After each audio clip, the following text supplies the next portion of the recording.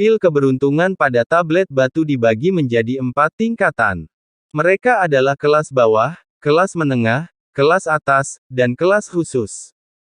Xiao Yan mengangkat alisnya sedikit. Keberuntungan dunia hanya bisa datang dari langit dan bumi. Mencari keberuntungan melalui berbagai peruntungan, Xiao Yan tidak menelan pil keberuntungan yang didapatnya sebelumnya. Hal ini meragukan Xiao Yan, merasa itu tidak nyata. Apakah pil keberuntungan ini benar-benar efektif? Xiao Yan bertanya pada Zhonggu dengan suara rendah. Saat ini, perhatian semua orang tertuju pada Jin Chang, menebus budak dewa langkah ke-9 menarik perhatian seluruh penonton. Senyuman tipis muncul di wajah Jin Chang, meski terlihat khusyuk sebenarnya tidak sulit membedakannya dari ekspresinya. Bahkan, saya sangat menikmati perasaan kagum karena diperhatikan dan disegani saat ini.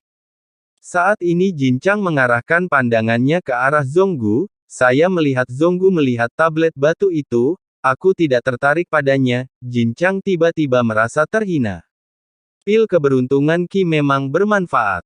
Namun, efek meminumnya saja tidaklah ideal. Yang terbaik adalah bekerja sama dengan efek gua penciptaan.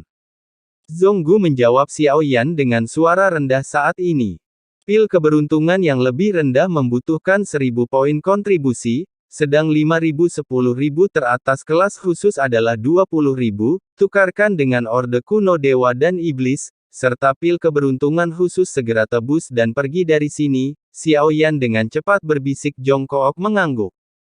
Dia datang ke titik pertukaran, keluarkan perintah Tao Anda sendiri, ada lebih dari 50.000 poin kontribusi di dalamnya. Wanita yang menerima pesanan itu menunjukkan rasa iri, orde kuno dewa dan iblis serta pil keberuntungan khusus, kata Zhonggu. Wanita itu mengangguk. Tak lama kemudian dia memegang 2 kotak brokat, memberikannya pada Zhonggu. Setelah menyimpannya seperti yang dikatakan Xiao Yan, dia segera meninggalkan aula semua orang suci.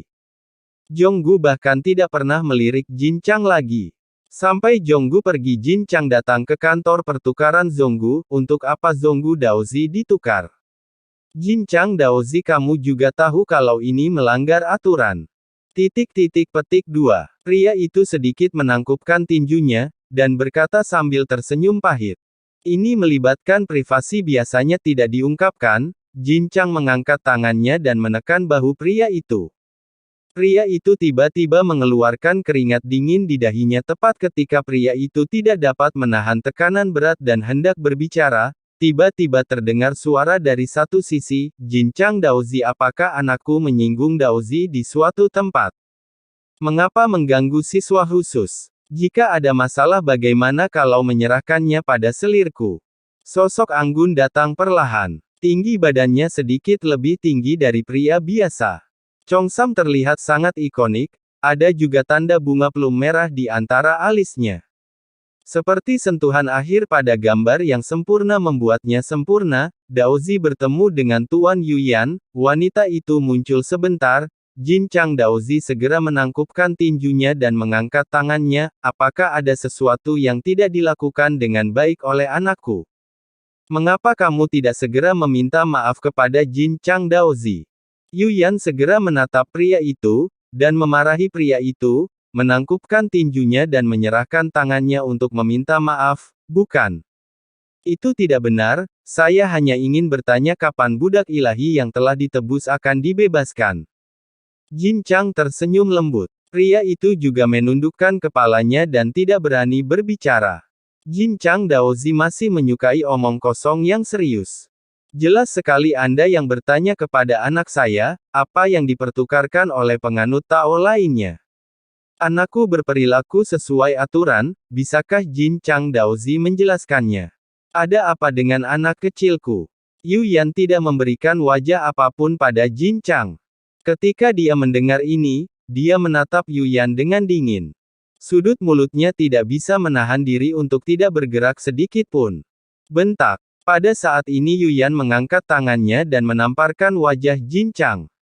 Suara tajam tiba-tiba menyebar ke seluruh aula semua orang suci. Sebagai seorang Tao, hanya saja, jangan memimpin dengan memberi contoh menindas orang lain, melanggar peraturan, Anda tidak diperbolehkan memasuki aula semua orang suci, selama 100 tahun. Telapak tangan ini tidak mempunyai kekuatan. Meski kerusakannya tidak besar tapi itu sangat menghina, tentu Jin Chang tampak panik saat ini segera dia tidak berani menatap Yuyan, sebaliknya, dia memilih mundur 2 langkah, dan buru-buru menangkupkan tinjunya dan mengangkat tangannya. Ya Jin Chang tahu kesalahannya pergi sekarang. Jin Chang tidak berani berkata apa-apa lagi. Sebaliknya, dia langsung memilih meminta maaf dengan tangan di tangan.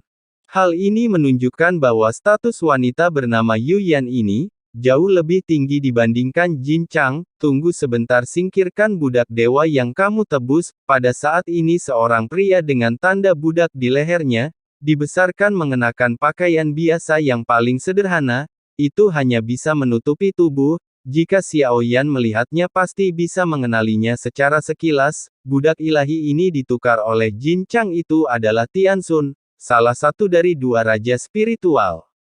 Wajahnya terdiam saat ini, matanya masih melihat sekeliling dengan curiga. Sepertinya saya masih belum mengetahui apa yang terjadi.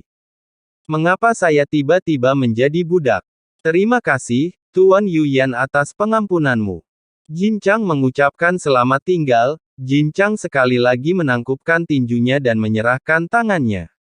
Tidak ada sedikit pun kebencian di mataku. Hal ini dapat dilihat bahwa tamparan itu seharusnya membangunkan Jin Chang. Pahami identitas saya, segera biarkan 2 budak dewa di sampingnya membawa pergi. Pergi dari aula semua orang suci. Pada saat yang sama Xiao Yan dan yang lainnya adalah orang pertama yang meninggalkan aula semua orang suci, tidak pergi jauh, namun tidak jauh dari Hall of All Saints, berhenti, dan perhatikan sesaat kemudian baru saja melihat Jin Chang dan beberapa orang meninggalkan aula semua orang suci. Dengan tergesa-gesa, wajahnya pucat, dia memancarkan niat membunuh yang kuat. Sepertinya siapa yang memprovokasi Jin Chang Daozi ini. Zonggu tersenyum tipis. Kemudian ada orang-orang yang keluar dari aula, semua orang suci sambil berbisik-bisik. Bisikkan semua yang terjadi. Ada banyak pembisik. Xiao Yan memiliki gambaran kasar tentang apa yang terjadi. Xiao Yan mengedipkan mata.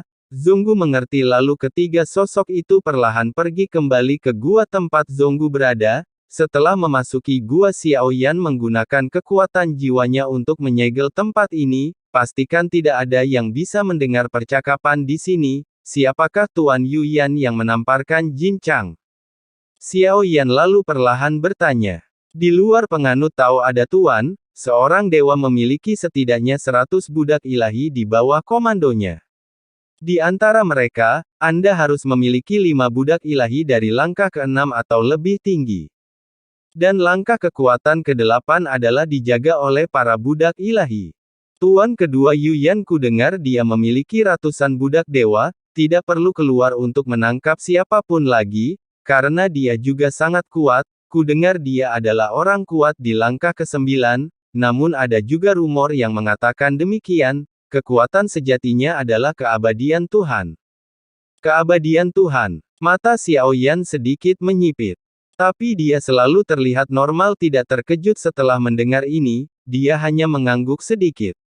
Segera meminta Zonggu untuk mengeluarkan barang penukarannya. Melihat 2 kotak brokat di depanku, Xiao Yan tidak menerimanya. Sebaliknya, lihat Zonggu, kau membukanya, Xiao Yan berkata dengan suara yang dalam. Zonggu tersenyum pahit. Saat ini saya pikir pria di depan saya agak terlalu berhati-hati. Bersiaplah untuk segalanya.